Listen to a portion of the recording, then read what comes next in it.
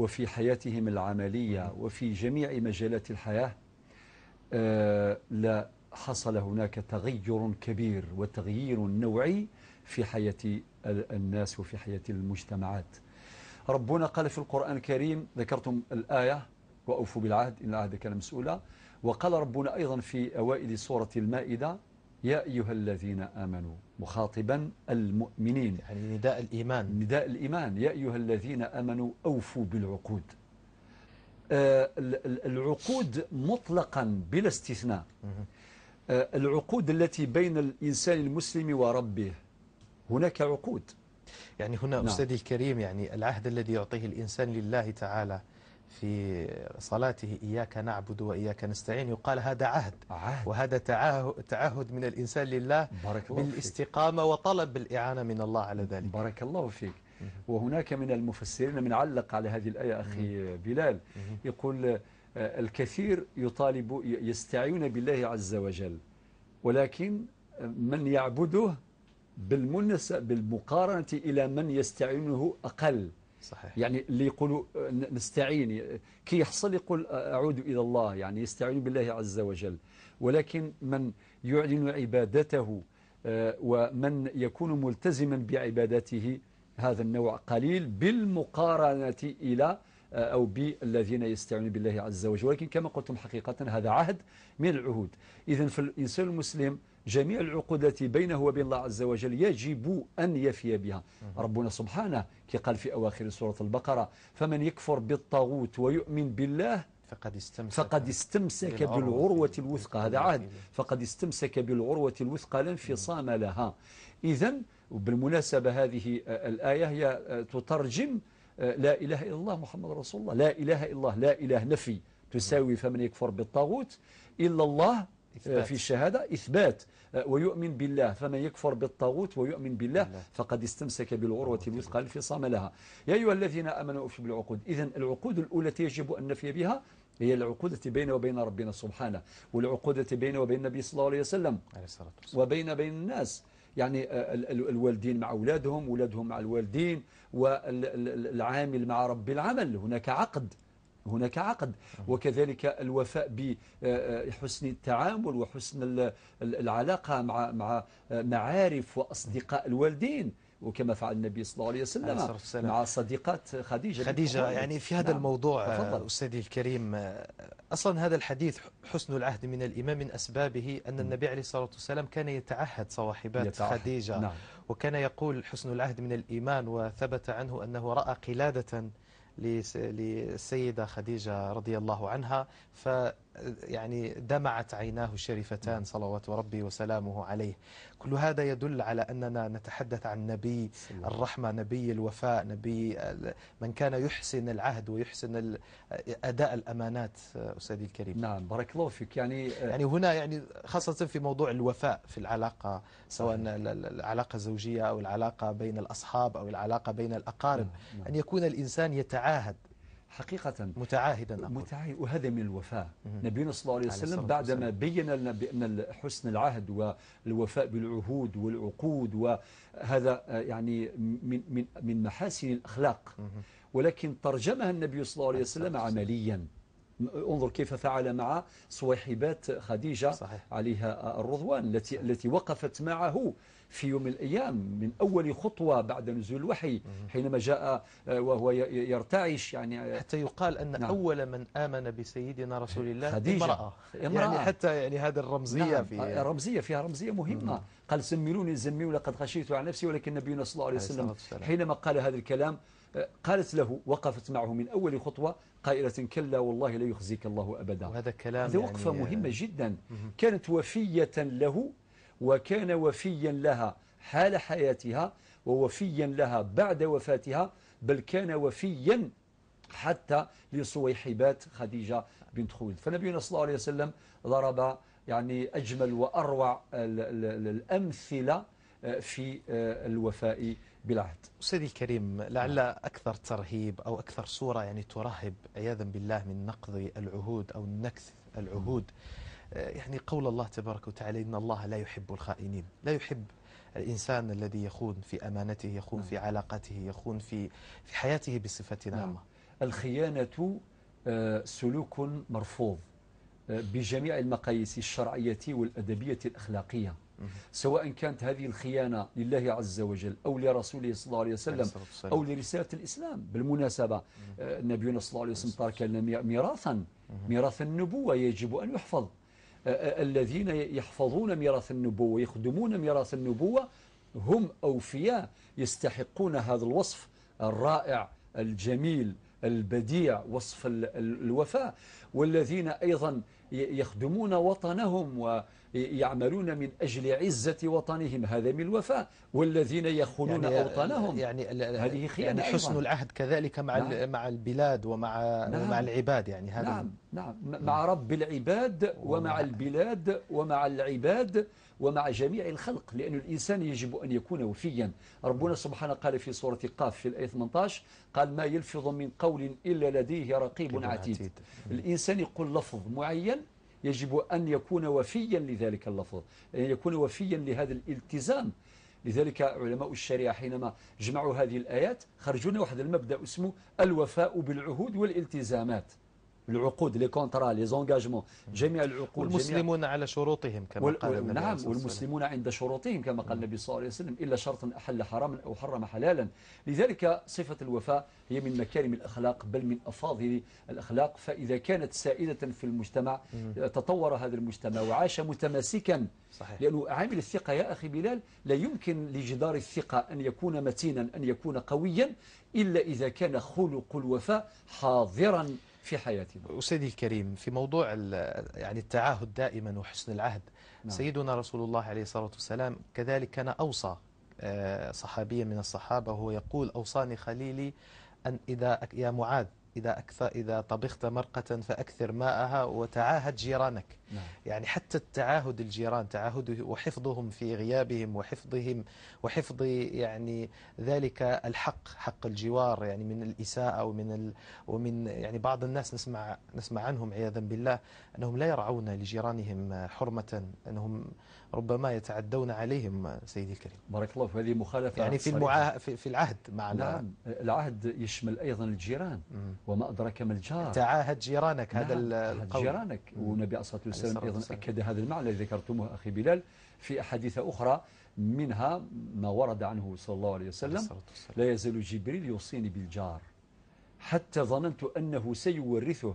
ما زال جبريل توصي في الجار المظنغ أد يسيون واس الجار أذي ورث الجار، حتى ظننت أنه سيورثه، باش يبين هذا المقام الرفيع للجيران. فصفة الوفاء إذن كخلاصة القول صفة تحفظنا نحن في حياتنا وتحفظ علاقاتنا من التمزق وتقوي العلاقات بين أفراد الأسرة الواحدة وأفراد القرية الواحدة والأمة الواحدة بل والبشرية جمعاء. فصفة الوفاء حقيقة تحفظ العهود وتحفظ الالتزامات وتبني جدار الثقة. سيدي الكريم، اسمح لي فقط ربما نختم بفائدة.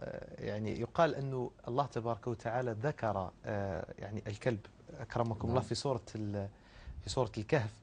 يقال أنه من بين الأسباب منهم من قال أنه صاحب الصالحين ومنهم من قال وفاؤه يعني جعله مذكورا في القرآن الكريم رغم أنه كلبهم باسط ذراعيه بالوسيط. يعني فهذا يعني هذا الخلق يعلي من شأن الحيوان، فكيف بالإنسان؟ بارك الله فيك، فائدة مهمة جدا. لن أقول كلمة بعد هذه الكلمة. شكرا سيدي. هذا من تواضعك سيدي الكريم. شكرا جزيلا سيدي الكريم. أنتم كذلك مشاهدينا الكرام إذا أردتم أن تشاركونا بأسئلتكم واستفساراتكم ما عليكم إلا أن تتصلوا بنا عبر الأرقام المبينة أسفله في الشاشة ونسعد باستقبال مكالماتكم. سيدي الكريم، هناك أسئلة. نبدأ بسؤال الأخت نبيلة من البنيان العاصمة، تقول هل تسبق بقضاء الصلوات الفائتة أم تكثر من صلاة النافلة؟ بمعنى هل أنها تصلي الفرض قبل النفل، وهل صلاتها للفريضة تسقط أو يعني تجعل الإنسان لا يفكر في النافلة؟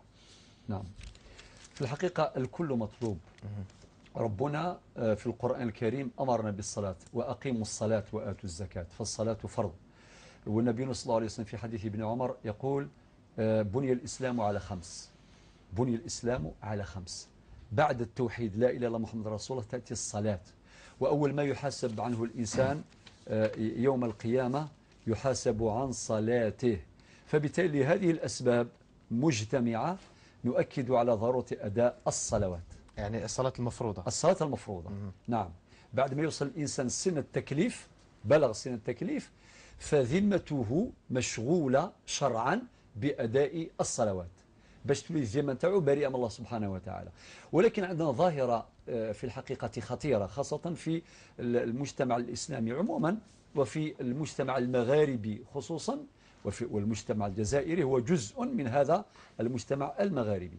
ظاهرة عدم أداء الصلوات. رمضان قريب إن شاء الله، ما شاء الله. صحيح. اللي يصوموا في الجزائر وفي المغرب العربي أكثر من اللي يصليوا. صحيح. لا أحد ينكر هذه الحقيقة. صحيح. أليس كذلك؟ صحيح. صحيح. ودائما نقول عبارة في هذا المجال، نقول رمضان عنده الزهر في البلاد وفي المغرب العربي أكثر من الصلاة. يعظمون شهر الصيام. نعم، هذا شيء مهم جدا، ولكن الذي ننصح به وندعو إليه يكون تعديل خفيف. الصلاة عماد الدين. في حديث ابن عمر الذي ذكرناه، بني الإسلام على خمسة تركيزين، بعد شهادة لا إله إلا الله وأن محمد رسول الله تأتي الصلاة. والنبي عليه الصلاة والسلام حين يبعث الصحابة الكرام يقول مثلا العبارات من الكلام المأثور عن النبي صلى الله عليه وسلم، يقول اذهبوا كذا كذا إلى قوم معين، تجدون قوما معينا أخبروهم بأن الله واحد. صحيح. طبعا هذه القاعدة الأولى، فإن أطاعوك إلى ذلك نعم، فأعلموهم فأخبروهم بأن الله قد فرض عليهم 5 صلوات في اليوم وليلة، وهكذا. إذن هناك أحاديث تترى تؤكد هذا الترتيب الأولوي، هذا الترتيب الأولوي في ركائز الإسلام. ويكفي أن الإسلام سيدي الكريم يعني شرع للصلاة ربما شريعة بحيث أنه لا تترك المجال لأحد أن يقول أنني لا أستطيع الصلاة. يعني فيه. نعم. سيدي الكريم نأخذ مكالمات. السيد جعفر من تيزي وزو، تفضل سيد جعفر. حسنا، جعفر فقدنا الاتصال به، نرجو أن يعيد الاتصال بنا. معنا السيدة أمينة من معسكر، تفضلي سيدة أمينة. السلام عليكم. وعليكم السلام ورحمة الله، مساء الخير. مساء الله. أنا عندي قضية بس كل عيد نحكي ضعف يرفد يدي ويقول العائلة اللي عم تشتري من اللي نقول كاع اللي يسمح فيها يفايدة، قل اللهم ارجع ياتي لي ولدي كما رجعت يوسف لي يعقوب. آمين يا ربي يا ربي. شوفوا الله كما مخلوقة كراهي. أخت أمينة من فضلك، أخت أمينة أنت يعني فقط حتى نفهمك جيدا أعيدي لنا ما كنت تقوليه من فضلك. الطفل ياسر مختفية من وفق عن النهار. خلص تفضلي بدون ذكر بطبيعة الحال، تفضلي. أيوه. كل بيت لا يسمح فيها يفايتين ويقولوا يا ربي ارجع الطفل ياسر لوالديه. شكرا شكرا شكرا. يا رب يا رب نسأل الله تبارك وتعالى أن نعم نسأل له الخير إن شاء الله. والدي مفهوم. سيدة أمينة رسالتك وصلت إن شاء الله. إن شاء الله. شكرا جزيلا لك. هذا هو فقط تدخلك من أجل. شكرا جزيلا، بارك الله فيك. معنا السيدة نادية من بومرداس، تفضلي سيدة نادية. السلام عليكم. مرحبا. حبيت نسقسي سؤال. تفضلي سيدة نادية. حبيت نسقسي واش الأعمال والأوقات مستجابة للدعاء؟ واش الأعمال؟ يعني الأعمال التي الله تبارك وتعالى بها يقبل الدعاء، هكذا. نعم. والأوقات. الصلاة، صوم، فهمت. خلاص سؤالك واضح، هذا هو سؤالك فقط سيدة نادية. شكرا جزيلا لك، بارك الله فيك، سؤال جميل، بارك الله فيك. معنا السيدة سورية من تبسة، تفضلي سيدة سورية. من تلمسان أخي. نعم من تلمسان. مرحبا بأهل تلمسان، مرحبا. السلام عليكم. وعليكم السلام ورحمة الله وبركاته، مرحبا بك. نشكركم على هذه الحصة، شكرا. عفوا. خويا عندي سؤال. تفضلي. خويا أنا كنت في إحدى الأيام رجلي مريضة. وصار هناك انتفاخ. وأنا كنت نتوضأ، كنت ندير غير الجوارب بصح ما نمسح عليها ما والو، نغسل غير الأخرى. بصح أنا سمعت في النهار في الحصة تاعكم قالوا يعني الأساتذة قالوا أن لا يجب المسح على الجوارب، وأنا شهرين وأنا هكذا يعني. لكن أنت كنت تمسحي بسبب المرض، بسبب الانتفاخ. أنا لا كنت أستعمل الجوارب، لا أمسح إطلاقا، أغسل فقط رجلي الأخرى. مفهوم، لكن كنت تستعمليه جوارب لأنه الرجل تاعك مريضة هكذا. نعم شكرا. نعم أخي. هي خلاص سؤالك واضح، هذا هو سؤالك فقط. نعم عندي سؤال آخر أخي. تفضلي به. في التلفزيون الجزائري تاعنا بحال ديك القناة الأولى، يعني في إحدى الأيام في الجمعة، يعني كانت حصة كنذكروا قالوا بأن السورة لو قرأناها 50 مرة يعني تكون هناك 50 حسنة أم 50,000 حسنة. يعني السورة يعني أنا ما لحقتش عليها بالتحديد. خلاص يعني تسألين عن هذا الفضل، هل هو نعم هذه السورة. نعم خلاص إن شاء الله تسمعين الجواب سيدة سوريا. شكرا أخي. إلى اللقاء. شكرا، إلى اللقاء. إلى اللقاء. معنا سيدة عقيلة من عنابة. تفضلي سيدة عقيلة. السلام عليكم. وعليكم السلام ورحمة الله. من فضلك حبيت نمرة التليفون تاع سي سعيد من فضلك. نعم حبيت التليفون تاع سي سعيد. معليش شوفي الأخت، خلي رقمك فقط على الخط الداخلي وإن شاء الله الشيخ يتصل بك. ربي يعيشك. شكرا جزيلا لك، بارك الله فيك. صحيت. إذن أستاذي الكريم نكمل مع الأسئلة التي جاءتنا. الأخت لويزا من أيلولة تيزيوزو. ممكن كمان معنا بلا في الصلاة. تفضل. بعد ما بينا أهمية الصلاة وأنها عماد الدين، الآن يا أخي بلال نطلب من كل مسلم باش يؤدي الصلوات نتاعو، الفرائض المفروضات، ويزيد كان الرواتب، إما 10 رواتب ولا 12 حسب يعني اختلاف الروايات. قبل الظهر 2 ولا 4، وبعد الظهر 2 وكذا ولا 4، وبعدين قبل العصر وهكذا إلى آخره. المهم كاين الرواتب وكاين النوافل. النوافل أيضا فيها أنواع، نوافل ذوات سبب. اللي يتوضا مثلا يتوضا يصلي ركعتين، تسمى هذه نافلة ذات سبب، على لأنه مرتبطة متصلة بالوضوء. وكذلك يدخل المسجد، تحية المسجد وهكذا.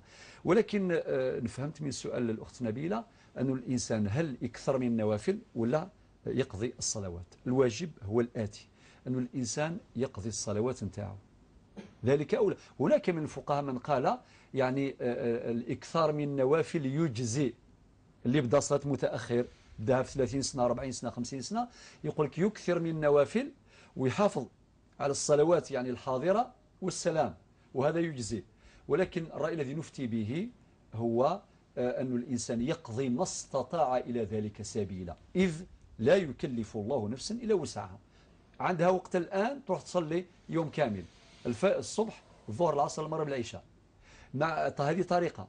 ممكن تصلي يومين، ممكن لكل صلاة فريضة تصلي معها صلاة فريضة أخرى يعني سابقة فائتة، وبذلك تبرؤ ذمتها، وتحاول أن تكثر من النوافل بقدر الإمكان ومن باقي الحسنات، كما قال ربنا سبحانه إن الحسنات يذهبن السيئات. نعم أستاذ، نأخذ مكالمة ونكمل. معنا السيدة أمينة من شلف. سيدة أمينة من شلف تفضلي. مرحبا. السلام عليكم. وعليكم السلام ورحمة الله وبركاته. سؤال من فضلك. تفضلي به سيدتي. ما حكم الشرع المرأة اللي تروح للعرس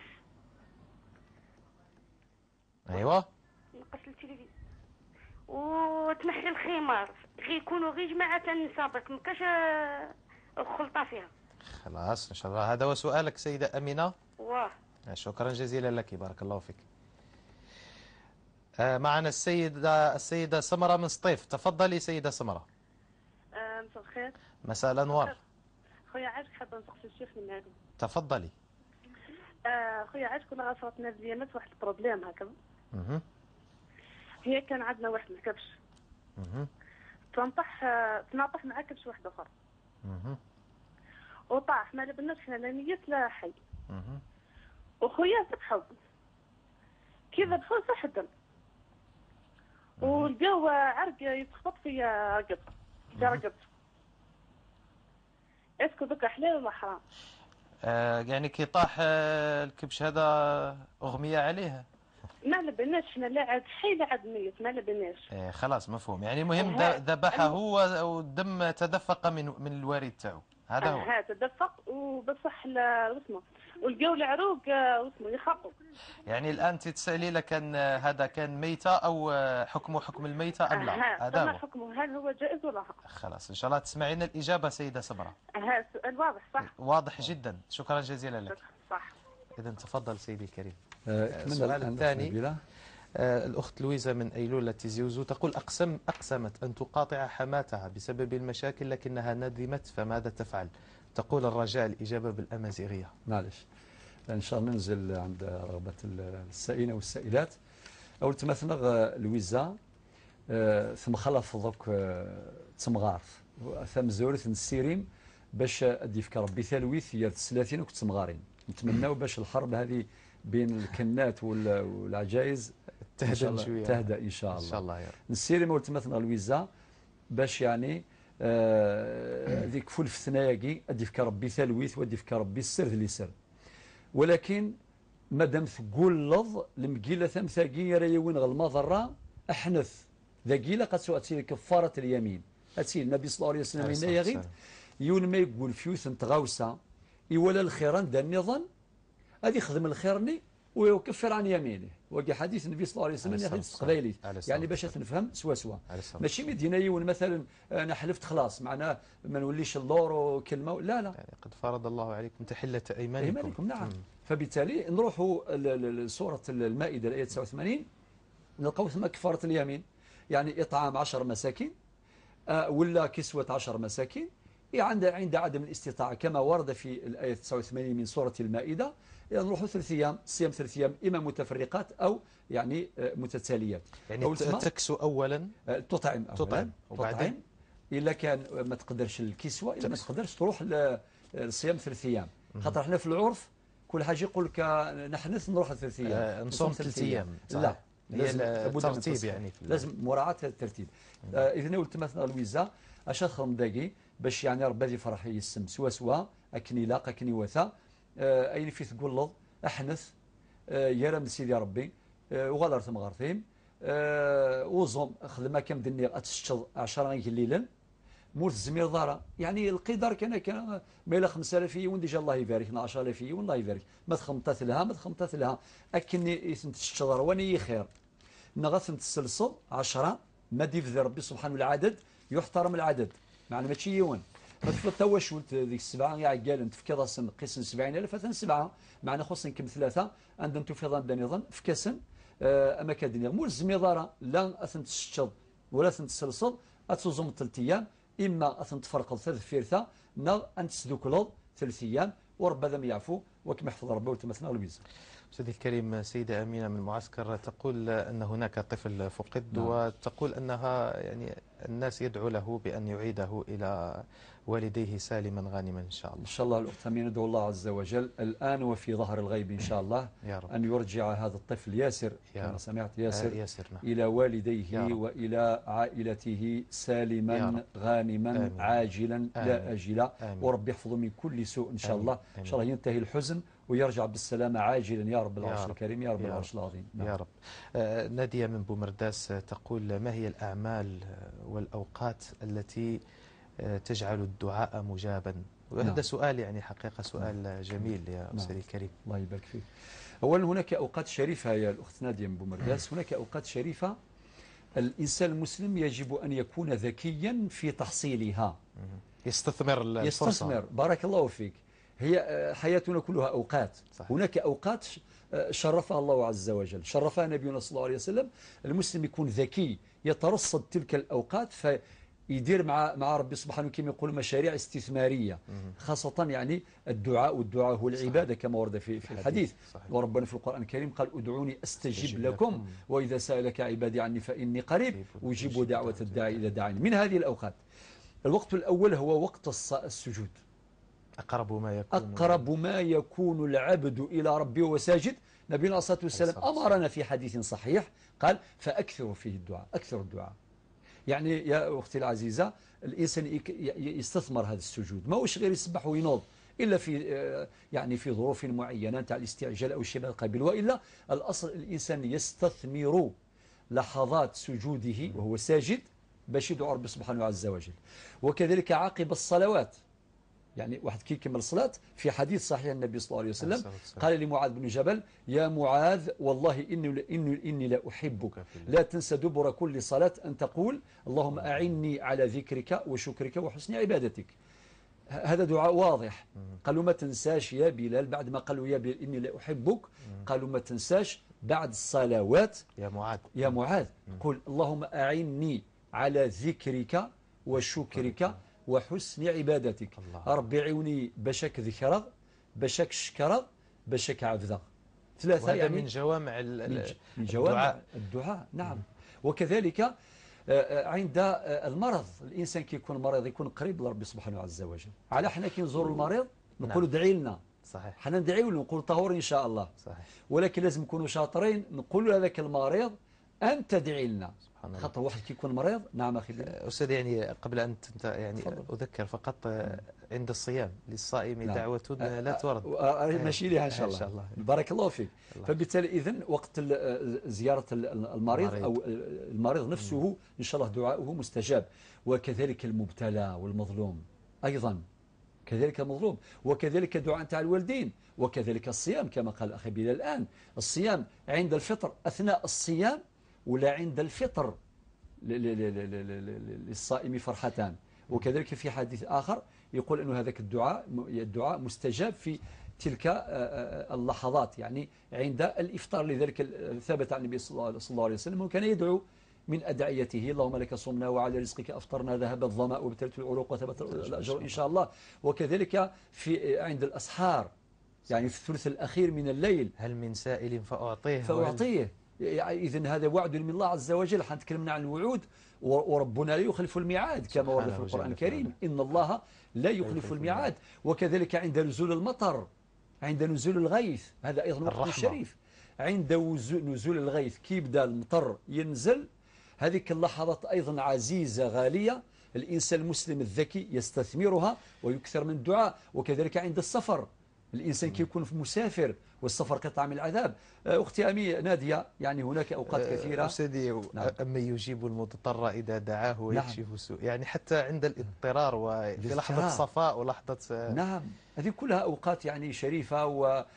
وكذلك عند القيام بالعمل الصالح. وكذا العمل الصالح، مثلا واحد يختم القرآن الكريم، يختم القرآن الكريم ويدعو، يختم القرآن الكريم ويدعو. إذا عمل صالح يعاون كش أرملة ولا كش يتيم، ولا هذيك اللحظات اللي أنت تديري عمل صالح، استثمري أيضا هذا الزمن وهذا العمل الشريف، طلبي ربي سبحانه بما تشاء. أستاذ، يعني فيه نكتة، فيه واحد كان يعني يصر على أن يعرف الدعاء وأوقات الإجابة، فبلغ 39 سنة وقرأ مرة في القرآن قوله تعالى، يعني فلما بلغ 40 قال ربي أوزعني أن أشكر نعمتك التي أنعمت علي. فكان يترصد وصوله لل40 باليوم كي يدعو بهذا الدعاء. يعني سبحان الله. المهم، أستاذي الكريم، أيضا سيدة سورية من تيلمسان تقول أنها في إحدى الأيام سمعت، يعني هي كانت مريضة وكانت تغطي رجلها المريضة بجورب، وسمعت من المشايخ هنا في برنامج هلا سألوا أن المسح على الجوارب لا يصح. تقول كيف أصنع وأنا صنعت هذا منذ شهرين، يعني شهرين ويتصلي بهذه الطريقة. فتقول يعني ما هو الجواب؟ جزاكم الله خير. نعم، شوف يا أختي الكريمة، أولا المسائل الخلافية لا إنكار فيها، نؤكد على هذا المعنى، ونتمنى في كل فرصة تتاح لنا نبين هذه المسألة المهمة جدا. المسائل الخلافية صحيح عند المالكية لا يلي غير مقبول يعني المسح على الجوارب، ولكن عند باقي الفقهاء يجوز. إذن خروجا من الخلاف، خروجا خاصة عندها عذر، بارك الله فيك، مريضة، خروجا من الخلاف. إذا كنا في الشتاء، كنا في الصيف، إذا كان واحد في الشتاء لا ما يقدرش يستخدم الماء البارد، خاصة سكان القرى والمداشر، سكان الجبال الشامخات الشاهقات، يعني الإنسان ما يتصورش أنه كما عايش هو الناس قاع عايشين كيف صحيح. لا، هناك ناس اللي عايشين والله غير واحد باش ينوض الصباح يروح يتوضا، ما زي يتوضاو الناس برا للبرد والماء البارد، من الصماضن لا عجب كامل صحيح. يعني باش واحد يتوضا بهم شغل جليد. إذن هذه رخصة، والمشقة تجلب. والنبي صلى الله عليه وسلم قال في حديث جامع: إن الله يحب أن تؤتى رخصه كما يحب أن تؤتى عزائمه. إذن خروجا من الخلاف وأخذا في الحسبان هذه الظروف، نفتي بجواز المسح على الجوارب، إما اللي كما قلت الماء تاعو بارد ولا كذا في أيام الشتاء وكذا، وكذلك للمريض. ربي قال في القرآن الكريم ليس على المريض حرج. فتخفيفات الفقه الإسلامي إذا لم نعمل بها في مثل هذه الظروف فمتى نعمل؟ خاصة ربما الماء يؤذي هذا طبعا من أجل لكي لا يتأخر الشفاء. يعني صلاتها أستاذ بهذا المعنى صلاتها ليس صحيح. في ذلك حرج. يا أختي سوريا، الأخت سوريا نعم تلمسان، اطمئني، الأيام اللي صليتيها ولا هذين الشهران يعني إن شاء الله ربي يتقبل ولا شيء عليك إن شاء الله تعالى، ربي يجيب الشفاء. تقول أنها كانت تتابع إحدى برامج التلفزيون فسمعت في جمعة من الجمعات أن هناك سورة إذا قرأت 50 مرة تجلب 50,000 حسنة و50 حسنة. هي تسأل نعم هل هذا الحديث وارد أو أن صحيح. الأجر ثابت في هذا الأمر؟ نعم الجواب نعم. هناك في الحقيقة أحاديث اللي يصنفوها العلماء ضمن أحاديث الترغيب.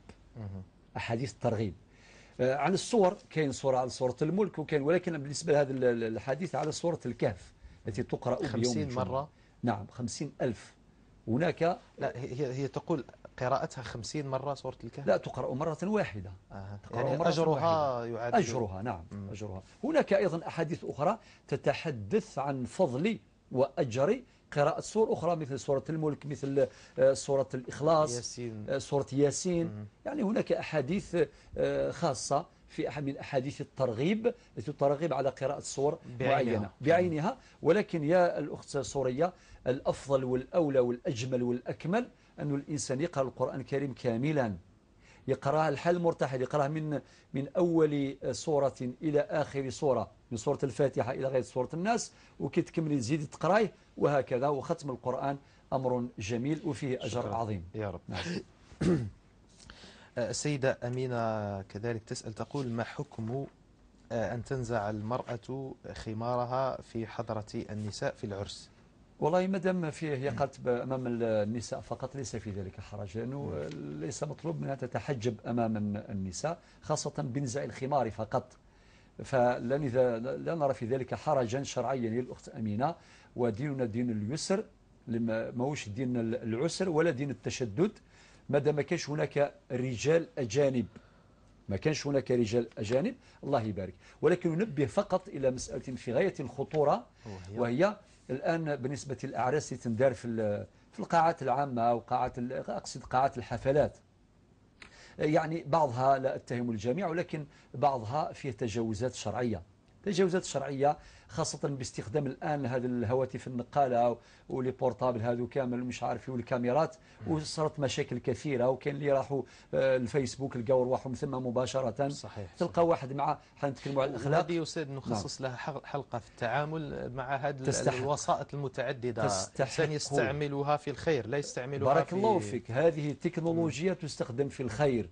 إذا كان المرأة دخلت قاعة وشافت الدعوة كما يقولوا ما تشكرش، لازم تحتاطي نفسها وتبقى بخمارها درءا لكل شبهة ودرءا لكل فتنة قد تقع. صحيح. نعم. أستاذي الكريم أيضا سمرة من الصيف تقول يعني في هذه الظهر في العيد الأضحى تناطح كبشين، فواحد فيهم أغمي عليه فسارع الأخ فذبحه. يقول أنه الدم تدفق منه، يعني ربما هذه علامة أنه ما زال على قيد الحياة. تقول هل أكل هذا اللحم كان جائزا أم لا؟ نعم. أختي سمرة من سطيف كتروح كتب الفقه لتتكلم عن الزكاة. الزكاة الشرعية تتم الزكاة إما عن طريق النحر وعن طريق الذبح ولا عن طريق العقر، يعني في بعض الحالات بلا ما ندخل في تفاصيل. ماذا خلاصة ما ذكره الفقهاء في هذا الأمر؟ إذا كان هذاك الكبش مازال فيها الروح وتناطحه، مازال فيها الروح، واحد منهم تقول الدم يعني تدفق يعني فيه أخوها يعني يعطيه الصحة سارع إلى ذبحه. بالمناسبة نقول أعطيك الصحة، اسمح لي أخي بلال، من الثقافة الشعبية اللي نعرفوها في الدشور خاصة الناس الزمان الفلاحة وكذا الفلاحين دائما الموس يكون معاه، ماشي باش يتعدى، ماشي كما دروك يديروا بعض الشباب ثقافة الموس، ثقافة السكين باش يسرق دراهم، باش يعتدي بها بالموس، ولا باش يسرق مش عارف حقائب النساء ولا هواتف الناس، ولا اعتداء على الضعيف. لا كاين دول فلاحين يعني رعاة غنم إلى آخره. فبالتالي مما أذكره في حياتي وأنا صغير كنت نسمع على الزقافة في الدشرة، واحد طاح يعني من واحد المكان عالي ولكن مازال ما ماتش. فكانت واحدة مرات يعني تصرخ وتستغيث، وجاء واحد فلاح من بعيد وصل مباشرة وذبحه، لقى فيها الروح وذبحوه وكلاه. وعندنا قول أيضا في الدشرة يعني قال لك إذا كان بهذه الطريقة يعني يقيم ويوزع الجيران ويدفعوا الثمن يعني بالمناسبة. هذا قول عرفي، هذا قول تاع العرف تاع العادة، ولكن عادة رائعة جدا ودخل في باب التكافل الاجتماعي أو التعاون. وتعاونوا على الآية واضحة في القرآن، وتعاونوا على البر والتقوى ولا تعاونوا على الإثم والعدوان. إذا باختصار نقول مادام سال الدم متدفقا ولقى فيه الحياة. قالت أيضا أنه هناك عرق يعني لما لمسه وجده ينبض، فهذا ربما دليل الحياة. أستاذي الكريم، لكن أيضا يعني هنا ربما تذكرنا بمسألة كبش العيد يعرض لمثل هذا التناطح وغير ذلك، وتحدث أنه أضحيات يعني إن صح التعبير تفقأ العيون وتكسر العظام والى آخره ولها خسائر. صح، يفقد شرط من شروط الصحة نتاع الأضحية. الأضحية من الناحية الشرعية يجب أن تكون سليمة من العيوب. كيف نحقق شرط سلامة العيوب؟ ما يديروش الكباش التناطح ولا كذا. احنا نتمنى ما يتناطحوا لا الكباش ولا الرجال ولا النساء، نريد السلامة والوئام فقط. شكرا جزيلا. أما هذا جائز يعني كليتوه بالصحة والهنا. المهم معنا سيدة شروق من بومرداس. تفضلي سيدة شروق. وي مساء الخير. مساء الأنوار. حابة نسقسي الشيخ. تفضلي. أولا نطلب يمدلين لو نيميرو تاعو. ثانيا أول سؤال هو أنا عندي بابا الله يرحمه. الله يرحمه ويسعديه. عنده واحد 6 شهور. عنده؟ واحد 6 شهور. أها. ومن بعد حابة نشغل في دارنا احنا في تسعة. الله يبارك. معي أنا. نعم. عندي خوتي دراري و3 بنات، 4 دراري و6 بنات. ايه. انايا اللي كبيره فيهم هنايا. الله يبارك. وما حابه نشغل كي تكون عندنا كاش تسديد لي فاتوره ما ولا انا نحب نستكلف بها. يعني حابه من الشيخ يقول لي ولا تقدر تكون صدقه جاريه على ابي. تتكلفي بماذا؟ دفع فاتورة ما يعني فاتورة ماء أو فاتورة كهرباء أو يعني تحملي المسؤولية على أهل بيتك يعني هكذا. أنا عمي حاب يقول لي ولا يجوز هذا الشيء. معليش أنا من خوتي خدموا كبير فيهم 34. الله يبارك. أنا حابة نتكفل بهذا الشيء دائما أنا اللي ندفع الفاتورة. يعني أسوة بوالدك رحمه الله. ايه ولا يعني تكون صدقه جاريه كي نتكلف انا نخدم هذا الشيء. يا ربي يتقبل منك ان شاء الله وتسمعين. هذا هو سؤالك؟ ايه وعندي سؤال ثاني. ورقمك فقط خليه فقط عند الاخوه التقنيين في الداخل يتصل بك فضيله الشيخ. السؤال الثاني مشغول عندنا عربي زراعيه كان يخدمها بابا. كان يستثمر فيها. وانا نحب مثلا نشري باش نخدمها، نشري كاش نشري كاع واش يزرعوا فيها نشري ونخدموها. مشغل نشري انا نتكفل نشري كلش. مام ندير خدامات غير يخدموها وانا نتكفل بكل شيء. قطعة ارض هذه؟ ماشي غير قطعة، بزاف كبيرة. قطعة ارض؟ نعم كبيرة بزاف. مشغل كان بابا يخدمها وما درك راهي مرمية. بارك الله فيك وربي ان شاء الله يؤجركم. ان شاء الله برك يقول لي ولا يعني هي صدقه جاريه عليا. ان شاء الله ان شاء الله. صحيح جزاك الله خيرا. الله يبارك فيك وان شاء الله يؤجركم في مصيبتكم ويخلفكم خيرا ان شاء الله. شكرا. معنا السيد كمال من تيزي وزو. تفضل سيد كمال. السلام عليكم. مرحبا بك. والله يا اخي لدي سؤال. تفضل به. غريب الاطوار نوعا ما. غريب الاطوار. ايوه. إذا كان غريب الأطوار معليش تخلي الهاتف والشيخ يتصل بك. لا نسقسيك باسكو عندنا واحد إمام هنا. نعم. عندنا إمام. أيوة. هل تجوز صلاة وراءه؟ هو يكذب. وما يديرش أوقات تاعو. بار اكزومبل الصبح والظهر والعصر. هو يعني موظف ولا متطوع؟ لا موظف من مديرية الشؤون الدينية. الناس تدخل على المغرب تصلي ركعتين تحية المسجد وهو يجي يقضي الصلاة تاعو. كي قلنا له واحد الخطرة واش قالنا باللي مدير الشؤون الدينية لولاية تيزي وزو. بدون ذكر الهيئات أستاذ كمال من فضلك، تفضل. قال واش قالنا باللي المدير قالنا روحوا وين تحبوا، ما تخرجوش برك كي تكون جنازة ولا بالجمعة. أيام الأسبوع الأخرى أغلق الجامع وروح وين تروح، روح وين تحب. مفهوم. يعني أنت تسأل الآن. معقول هذا؟ نعم. يعقل أن يكون هذا. خلاص فضيلة الشيخ بربي إن شاء الله يجيبك على هذا الإشكال بإذن الله. إن شاء الله. شكرا السيد كمال. وما نقولش حوايج واحد أخرين باش كاين حوايج بزاف ما نقولوهمش. معليش مفهوم. الظاهر أنه السؤال يحمل في طياته الكثير. إن شاء الله تسمع الإجابة. إن شاء الله يا رب. شكرا جزيلا لك، بارك الله فيك. إذا أستاذي الكريم، أو قبل ذلك معنا السيدة أم محمد من بويرة. تفضلي سيدة أم محمد. سيدة أم محمد. السيد محمد من البويرة، تفضل. آسف سيد محمد. ألو مرحبا. السلام عليكم. وعليكم السلام ورحمة الله. نشكر فضيلة الأستاذ. شكرا جزيلا لك. والحصة أيضا على هذه الحصة المباركة إن شاء الله. بارك الله فيك سيدي. عندنا سؤال على النساء اللي كان بعض السفارات الأجنبية خاصة تاع أوروبا يطلبوا من النساء اللي يطلبوا تأشيرة باش ينزعوا الخمار باش يصوروهم، يعني باش ياخذوا صورة باش يعطوا لهم الفيزا، هذا الفيزا دونطري تاع مفهوم. يعني النساء بعد يطالبوا النساء هكذا. كان يطلبوا لهم صورة بنزع الخمار، يعني بدون خمار باش ينحوا على الرأس تاعهم باش يكشفوا الشعر تاعهم، وكان ياخذوا لهم الصورة ثم في المضرب، يعني في السفارة. مفهوم. يعني ما حكم هذا هو سؤالك سيد محمد. شكرا جزيلا لك مسبقا. بارك الله فيك، يعطيك الصحة.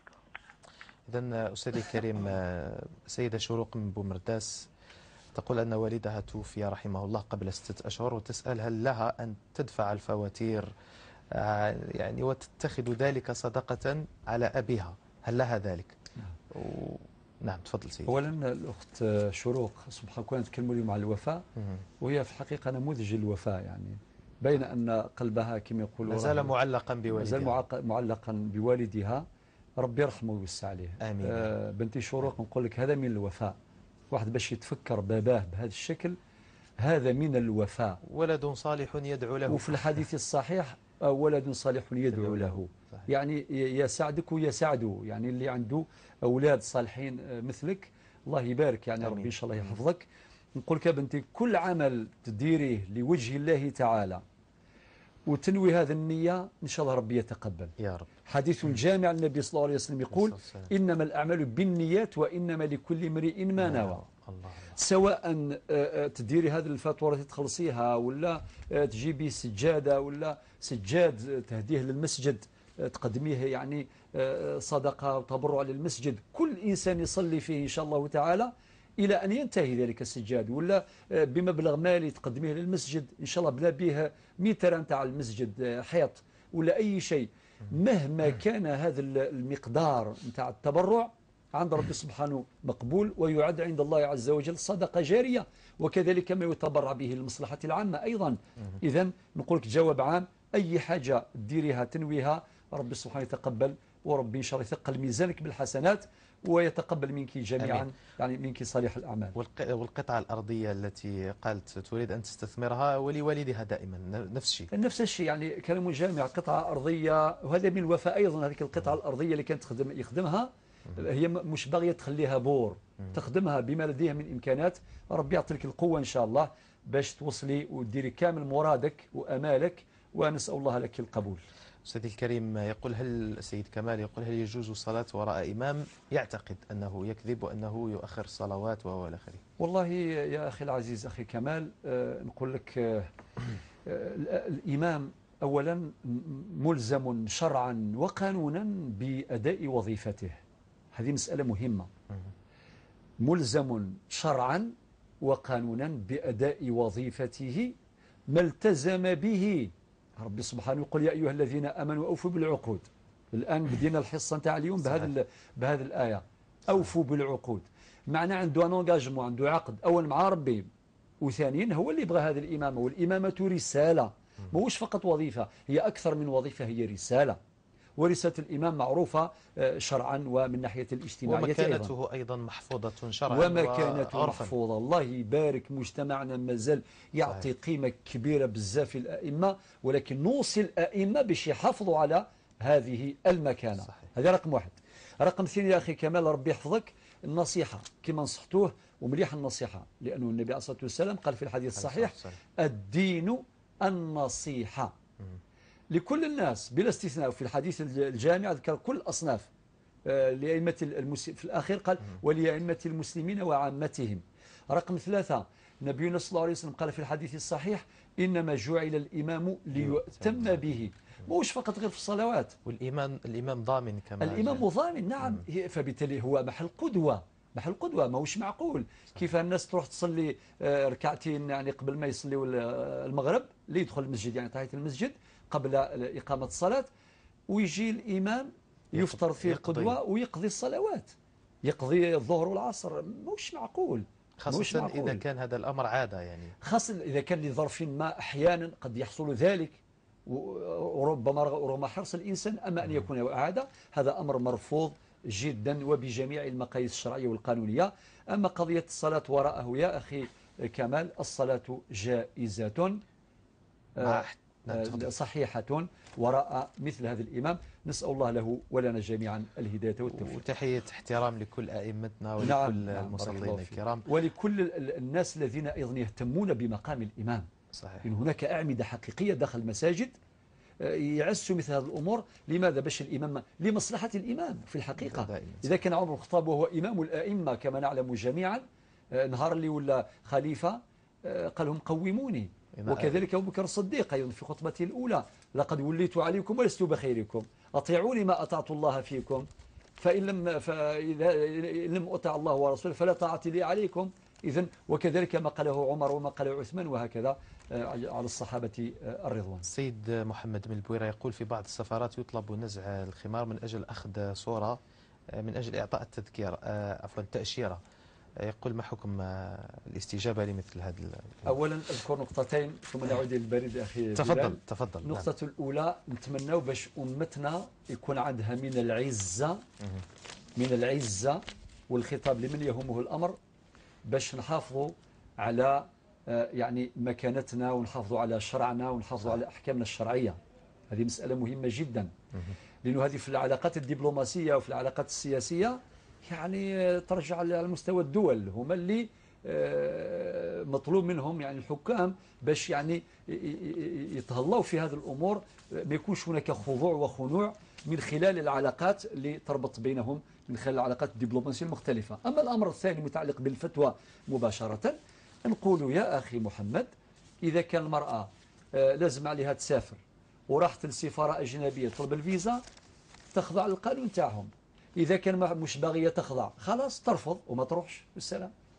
أما إذا كان هي مطلوب منها أن تسافر لعذر من الأعذار لسبب من الأسباب، ويطلبوا منها هذا الشيء باش يأخذوا منها صورة بلا خمر أو كذا، لا نرى في ذلك حرجا، من باب قوله تعالى كما ورد في سورة البقرة.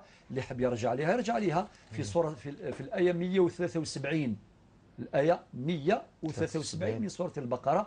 رب يقول فمن اضطر غير باغ ولا عاد فلا إثم عليه.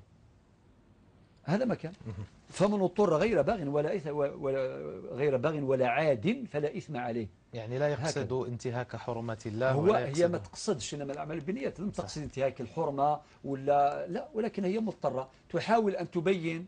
ممكن تقول جيبوا لي امراه وديروا لي كذا كذا، تقاوم بقدر الامكان. اذا ما كانش فرضوا عليها خلاص، يقول هذا هو النظام نتاعنا، تخضع لذلك، والضرورات تبيح المحظورات. شكرا جزيلا. ناخذ مكالمات. سيدة خيرة من فرنسا، تفضلي سيدة خيرة. سيدة خيرة من فرنسا. السلام عليكم. الو مرحبا، مساء الانوار. تفضلي سيدة خير. واش الأسئلة ما تفوتش مباشرة؟ تفوت مباشرة، تفضلي برك. أي راك على المباشر سيدة خيرة. خاطر راني نشوف في القناة هذا. نعم. راني نشوف مكالمة أخرى، راني نتفرج في الإذاعة ونشوف. الاسم تاعك كيفاش؟ خيرة. خيرة، رانا اسمك راهو على الشاشة، خيرة من فرنسا، تفضلي. فوالا صافي. الله يخليك، بغيت نسأل. أنا سيدة كبيرة، عندي 55 عام. الله يبارك، ما شاء الله، ربي يحفظك. واه بارك الله فيك. وبغيت نسأل، صافي ديفورسيت من 27 عام. درك تعرفت على واحد سيد باش يطلب مني الزواج، اللي هو يبغي يدير حاجات قبل الشريعة. مفهوم. يقول لي زعما باش نتعرف عليك يفوك نعيشوا جميع قبل الشريعة، قبل الحلال. مفهوم. هذا سؤالك الأول. سؤالك الثاني؟ سؤالي الثاني، بارك الله فيكم، عندي واحد ربيت ولدي حتى دار 27 عام. ايوه. انا ما قاريه ما والو، ربيته وحدي. دابا ما حاير لي الامر كيفاش ندير معاه، متبلع بزاف وما يحاكينيش مفهوم. يعني لا ما هوش مليح معك. لا مليح، ولكن ما يفرغنيش وشنو كاين في القلب ديالو. مفهوم. هذا هو سؤالك فقط؟ هذه أسئلتك؟ نعم. صافي لونطا وانا نحاول باش نهضر معكم ملي شديت الخط مشاو لي الأسئلة. بارك الله فيكم. معليش، بارك الله فيك سيدة خير، ومرحبا بك في كل وقت. بارك الله فيكم وعواشر مباركة. شكرا جزيلا. معنا السيد مراد من سطيف، تفضل سيد مراد. السلام عليكم. وعليكم السلام ورحمة الله. أولا نشكركم على الحصة هذه. شكرا جزيلا لك، بارك الله فيك. ثانيا عندي سؤالان. تفضل بهما. السؤال الأول نعم يخص الزوجة تاعي. عندها العام اللي قبله والعام اللي فات. يلحق عليها رمضان، الأول كانت اونسانت. والثاني كانت ترضع. مفهوم. وثم لحق عليها العام الثاني. نعم. وما صامتش. بلا ما تقضي تاع العام الأول. مفهوم. يعني رمضانين ما صامتش فيهم هكذا. رمضان. نعم. دونك هذا هو السؤال الأول. السؤال الثاني، عندي قطعة أرض في خلاف مع واحد الإمام. قطعة أرض؟ قطعة أرض شريناها بعقد عرفي. احنا شريناها في 94 وهو اشتراها في 2003. ايوه.